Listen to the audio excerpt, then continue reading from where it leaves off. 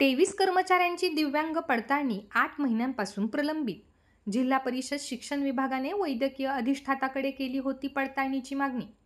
बुलढाणा जिल्हा परिषदेअंतर्गत कार्यरत असलेल्या दिव्यांग प्रवर्गातील शिक्षकांची उच्च श्रेणी मुख्याध्यापक, केंद्र प्रमुख आणि शिक्षण विस्तार अधिकारपदी पदोन्नतीसाठी 23 कर्मचाऱ्यांची यादी ही वैद्यकीय अधिष्ठाता वैद्यकीय मंडळ अकोला येथे नोव्हेंबर 2023 मध्ये पाठवण्यात आली होती. मात्र 8 महिन्यांपासून या कर्मचाऱ्यांची दिव्यांग पडताळणी झालीच नसल्याची धक्कादायक माहिती BCCN न्यूजच्या हाती आली आहे. त्यामुळे आज रोजी हे सर्व कर्मचारी अपंगांचा लाभ घेत आहेत.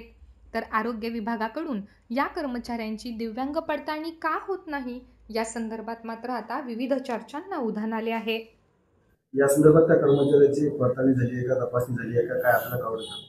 त्या संदर्भात आपण पडताळणी संदर्भात आपण अकोला मेडिकल कॉलेजला पाठवण्यात आलं होतं, परंतु त्यांनी असमर्थता दर्शवली की जेणेकरून त्याची दिव्यांगाची पडताळणी आधी प्रमाणपत्राची पडताळणी जिकडून निघालं त्या ठिकाणी खात्री करणं आवश्यक आहे. म्हणून आपण त्याच प्रकारचे आदेश प्रमाणपत्र पडताळणीसाठी पुणे ज्या ठिकाणी प्रमाणपत्र ज्या जिल्ह्यातून आलेले आहेत प्रमाणपत्र त्या जिल्ह्यात पडताळणीसाठी पाठवण्यात आलेले आहे. आणि यानंतर जिल्हा प्रशासन आणखीन नवीन यासाठी दिव्यांगाची कायमस्वरूपी पडताळणी करण्यासाठी निर्णय घेण्याच्या तयारीत आहे.